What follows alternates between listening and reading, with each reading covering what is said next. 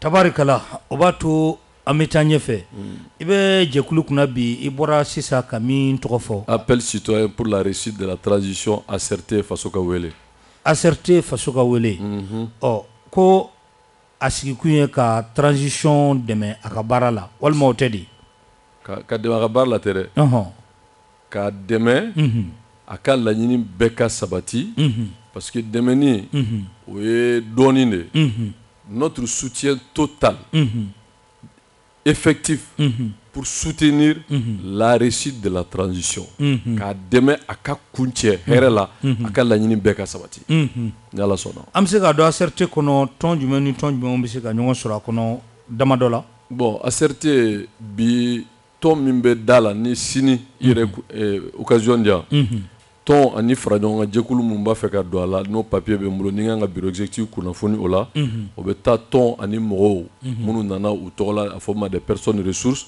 ani tɔn o bɛ taa maa 100 la tɔn ni mɔgɔw faralen ɲɔgɔn kan sini min kunnafoni kan ka di tɔn minnu b'a kɔnɔ bi parti politique ni plateforme ni association na o bɛ taa fo 50 ni kɔ la nka laɲini yɛrɛ t'o ye mas laɲini ye min ye an bɛna kuma bɛna don o kɔnɔ c'est à dire que i b'a dɔn fɛn o fɛn n'a kɛra kun de b'a la tan don jamana bɛ cɛmancɛ fanga de la on n'est pas des invités an ma wele o on est l'un des acteurs majeurs min kɛra sababu ye ka don cɛmancɛ fanga kɔnɔ ka dan siri Ibrahim Boubacar Keita ka fanga la bon de toute façon a fɔ i ka fɔcogo la nka cɛmancɛ fanga in anw ma c'est une cohérence c'est même une obligation de faire aboutir les objectifs de la transition.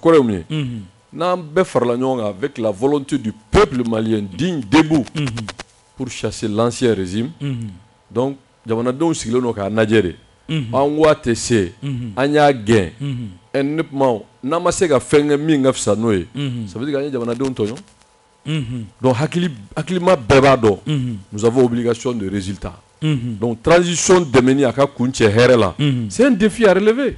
Malien fanba dalen do la minnu bɛ jamana kɔnɔ ni jamana kɔ kan ils sont dans cette dynamique nka mɔgɔw yɛrɛ bɛɛ ma sɔn Ala ye u ma sɔn Alakira alayhi salatu wasalam baarakɛla ne cherchez jamais l'unanimité mais suivez vos objectifs et faites faire tout pour atteindre ces objectifs là bi jamanadenw mɔgɔw bɛ mun na o de kan ka ɲɛfɔ lakana ka na jamana kɔnɔ an ka wolomasiri tabagaw ka se sɔrɔ jugu kan an bɛnkan sɛbɛn min b'an balimaw cɛ o ka se ka waleya cogo la jamana kana bɔ a ka kɛlɛya kɔnɔ an ka kalanko o ka se ka sira sɔrɔ ani fana an ka jamana maracogo bɛɛ k'a dɔn fanga bɛ yen fanga min bɛ tilennenya kɛ fanga min n'a fɔ tubabukan na bonne gouvernance ani fana camancɛ fanga ka laɲini min n'o bɛ gafe min n'a bɛ fɔ ma ko charte an ka se ka taa kalata jɛlen na propre min bɛɛ b'a dɔn président sigira danaya la député sigira danaya la wa ka institution d'an ma min b'a to aw yɛrɛ b'a fɔ ma rupture fanga ka to ka paro ka bɔ a la o tuma baaraw bi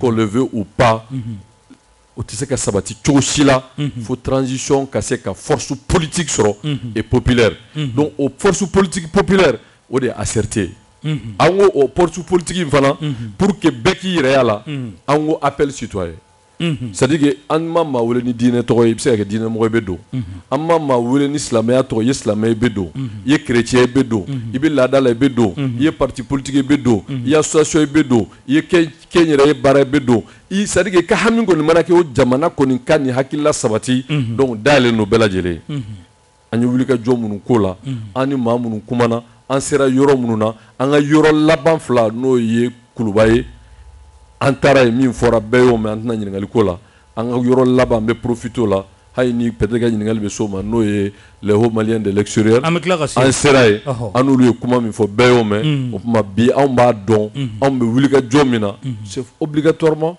maaw ka sɔrɔ minnu b'a ɲini ka diversion kɛ ka ɲini k'an buruja k'an ka politique kumaw bɔ an minɛn kɔnɔ mais nous allons tenir bon. Parce que nous croyons que le combat que nous menons, c'est un combat légitime et digne. Et ce combat-là aussi est légitime. Alissa, n'entara ɲɛfɛ, i b'a ye k'a fɔ plateau dɔw kan, i kanto ko ni Assimi ko k'a bɛ fanga ɲini. Ko hali ni aw bɛ sariya changer a nɔfɛ, ko o baara ko bɛ bɛn. Je vais être sans embâche, sans ambiguïté. sans langue de bois. wallahi anyi dono o mi ga Attends une intérêt. anyi dono o mi ga Attends une intérêt. kadne ka ta Attends une intérêt. atanai Attends une intérêt. Oh. Moi je pense, je crois et je suis convaincu.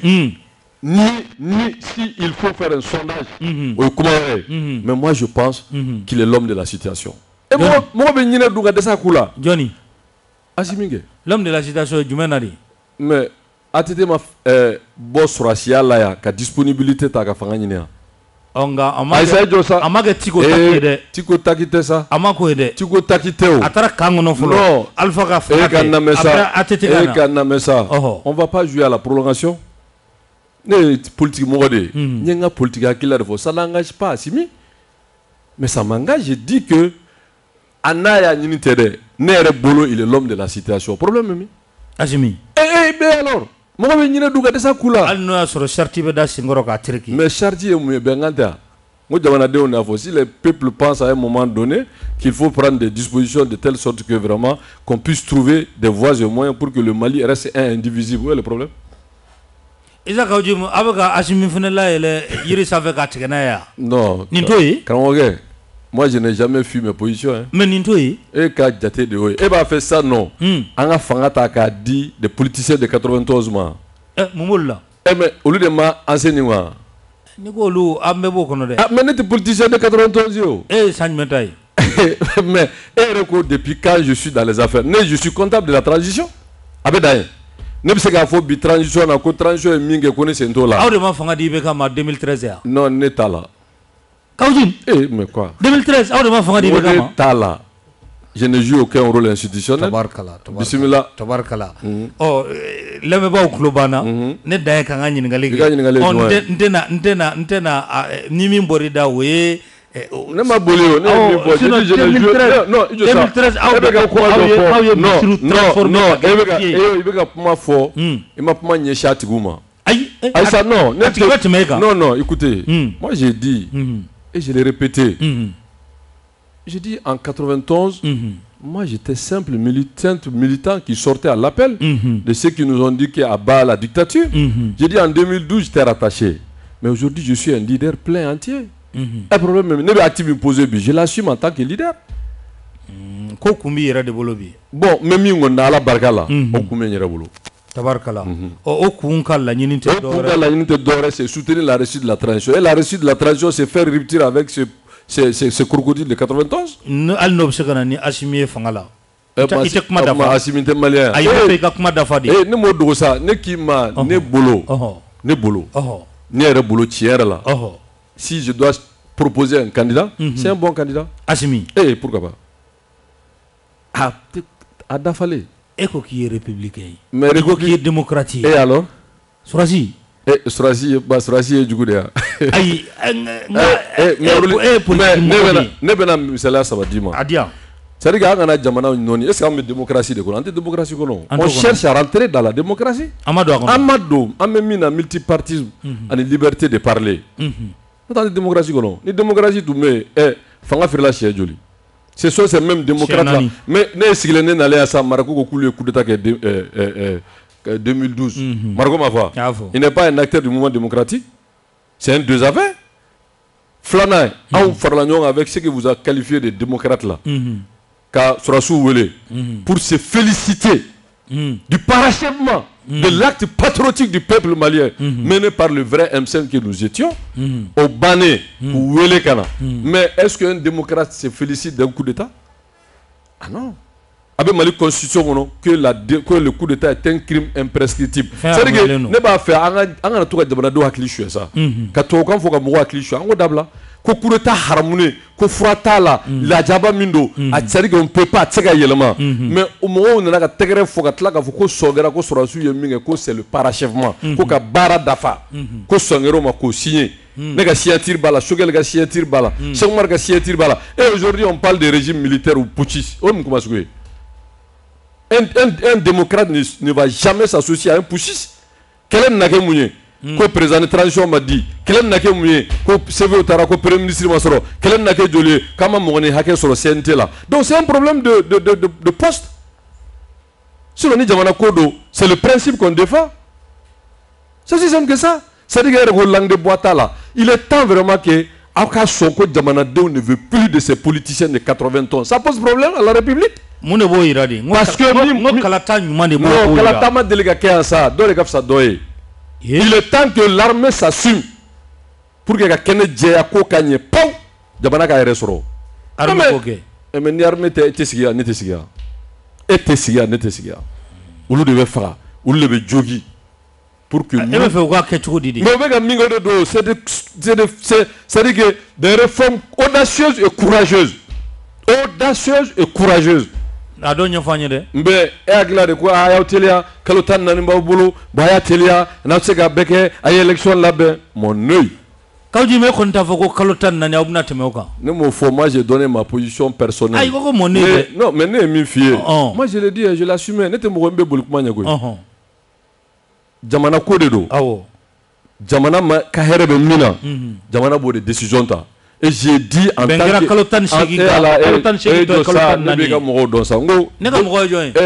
vos amis de 91, même une fille, mais 91, pour l'état Minkera, car Moussa Taouega Farabi, ATT de Koumé, sur la Citan, Civil Tandourou, Adema Association Bala, Sidi d'Association Bala, Baro Bala, Yentem Bala, Ayem Bala, Ani Barake Balou, nos jeunes diplômes appelés Oulou Bala, mais au moment où Wandourou, cet aspect là. Ou lui transition qu'on a la 9 mois, on a 15 mois.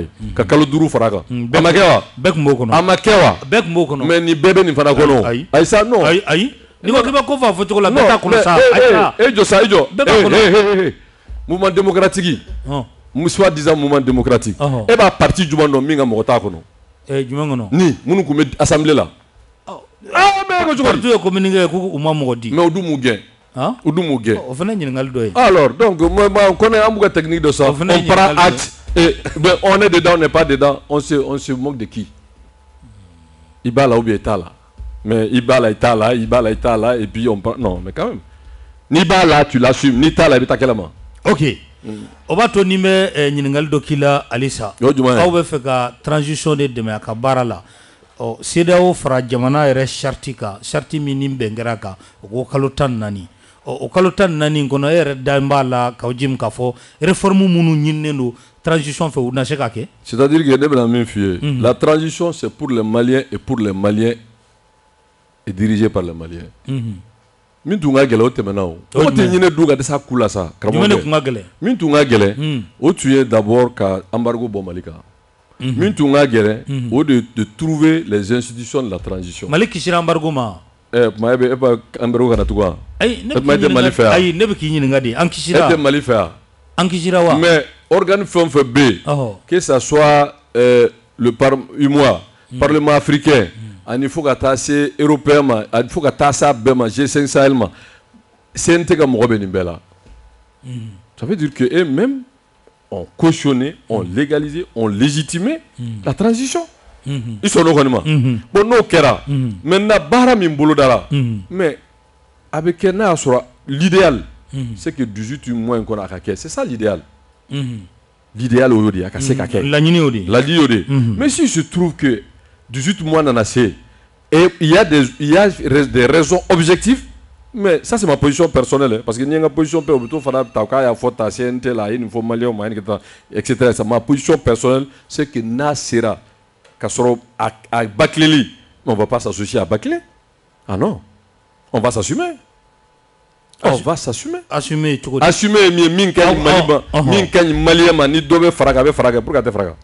pour l'intérêt du Mali. Pourquoi? On va CNT ayi on va toni ebe me CNT kono na folo min be ka takalo la do se ka fara ko tona abe na fo i dabe dila i to fe daga wala o to ira ne to jabi ni yo ke abena ke yere ko foye ya me ne to jabi parce que na fa to la Mali on mo be femina o ye akecho nyuma sinon ni yo fo bon il n'est pas humble CNT be 1,5 million de dit à Bema.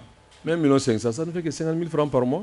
Vice-président vice-président 1,5 million, ça fait que 50 000 par mois. Oui, par mois, ça fait 50 000 francs par jour. Et ni netche.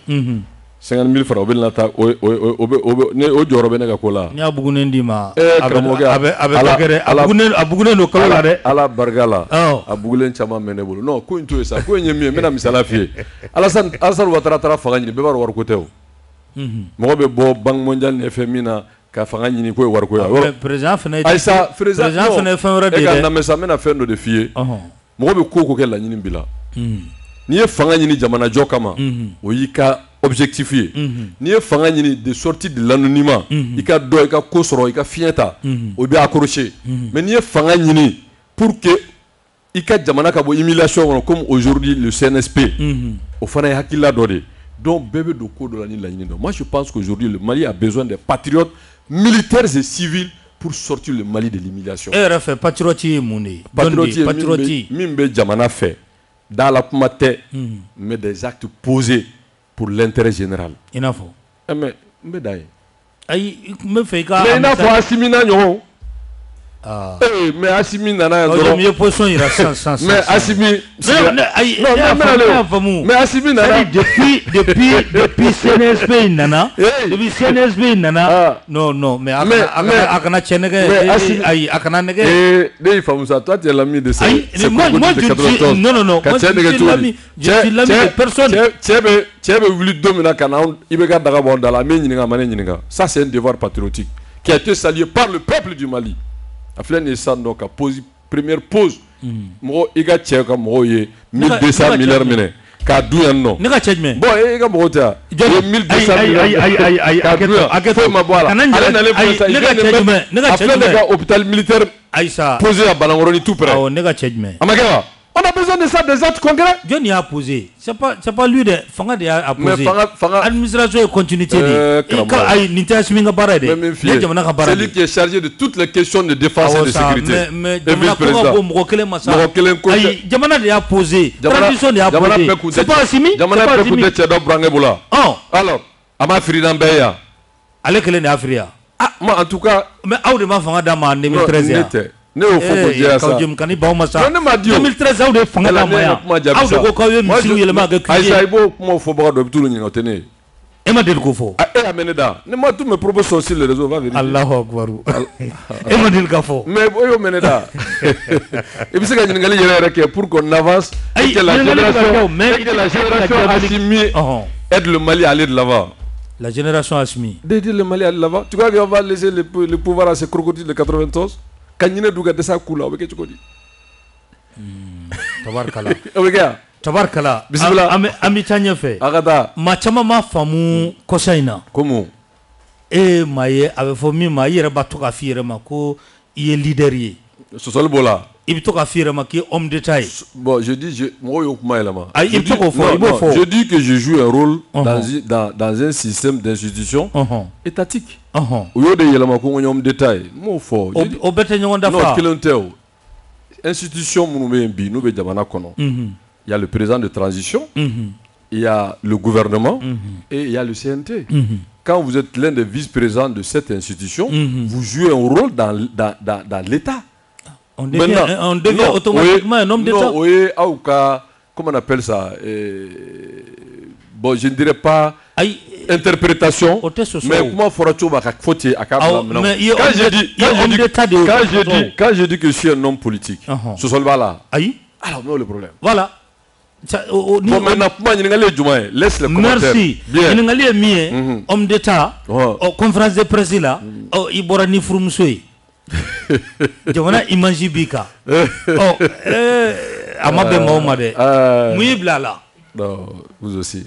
Mais moi je ne comprends pas votre logique. Mais now tu es fort fort. Mais est-ce que valeur moun incarné comme ça. Mais c'est ça même qui montre que l'image d'un homme vraiment qui a le sens de la famille. Aboreira. Mais Aboreira. Et que me faut qu'on imagine les véhicules. Bon, il y a une interprétation. Non, moi je laisse les commentaires parce que quand on est politique, mais tout le monde ne peut pas apprécier ce que vous faites. Et que me faut qu'on non, j'ai communiqué. Point. Ne communicateur de les images parlent. Les images parlent. Comme les artistes là. Mais artistes là. Et nous, comment vous appelez ça? Nous mettons des dessins uniformes. C'est artistique. Alors, mais les images parlent. Mais les images parlent. Allah kan kisi kan tanga de poser un acte public qui déshonore le Mali. Allah kan kisoma. Aïe doit aucun. Sinon, Kramogue. Amaye homme d'état chamambe ou frumso ou badou. Non, écoutez-moi. Est-ce qu'aujourd'hui avec ces milliers de détracteurs là qui veulent ma peau, vous pensez qu'ils vont me laisser tranquille? Moi je sais, mais je sais, je sais que je n'ai pas que des amis. Bon donc. Mais alors, Madame Bogun. Non, j'ai dit que je laisse l'opinion apprécier. On peut aller? Vous avez des questions, mais de faire comment? Dites de faire à tes musiques. Et tu as déjà vu. Mais j'ai déjà vu. Nima. Frumuso un homme d'état. Et en senti ma bananani. Okabona Frumuso ko oira. Kaira Muna, Kaira Dumana. Madame Fleni Diko. Il y a trop fort. Il peut faire comme et en parlant de quoi? En parlant de quoi? Mais c'est pour dire que parce que Allah barka la moti yere kofo. Non, mais ça, je communique. Quand on est en politique, on communique. Il était politique là au Corée. Mais il est politique là. Et puis il c'est-à-dire que la question c'est quoi? Mais c'est une politique que tu crois. Mais c'est justement, je suis nouveau, je suis neuf. Je ne suis pas du crocodile de 91. Non, il y a une interprétation.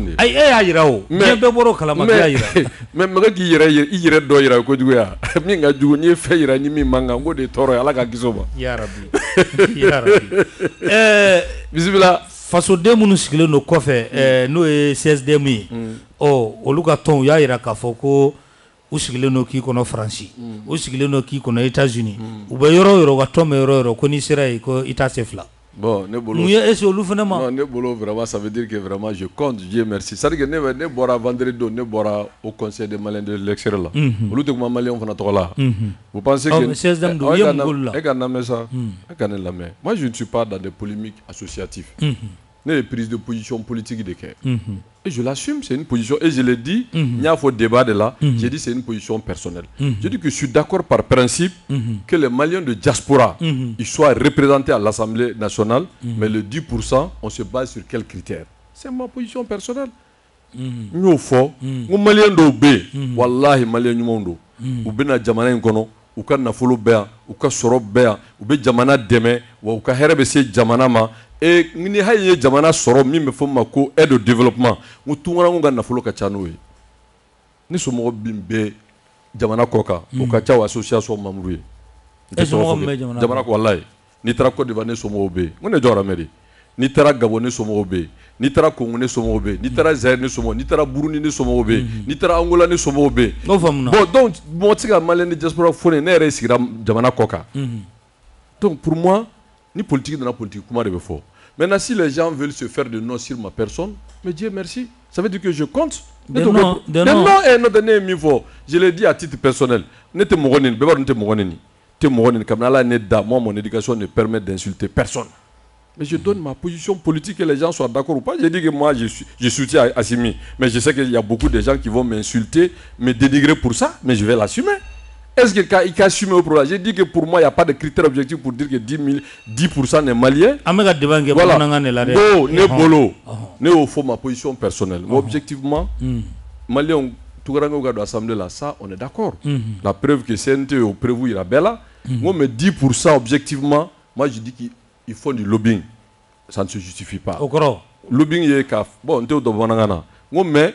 Malien ni a jateminɛ ngo malien ni a jateminɛ malien dɔw bɛ yen u bɛ jamana in fɛ u ka nafolo bɛ jamana in kɔnɔ u b'u somɔgɔw dɛmɛ mais a tigi ye kuma minnu fɔ ne t'o jaabi c'est de la diversion ne tɛna sigi o polémique là ne tilar'o la vous écoutez l'ensemble des émissions vous serez édifiés et en dehors de ça si réellement objectivement la première structure de tout temps qui a parlé au nom de tous les Maliens de diaspora qui est plus représentatif c'est le Conseil des Maliens de l'extérieur. Le vendredi ils m'ont reçu, ils ont dit qu'ils soutiennent l'initiative que je prends aujourd'hui pour le Mali. Donc vraiment je ne rentre pas dans les polémiques, je vais avancer.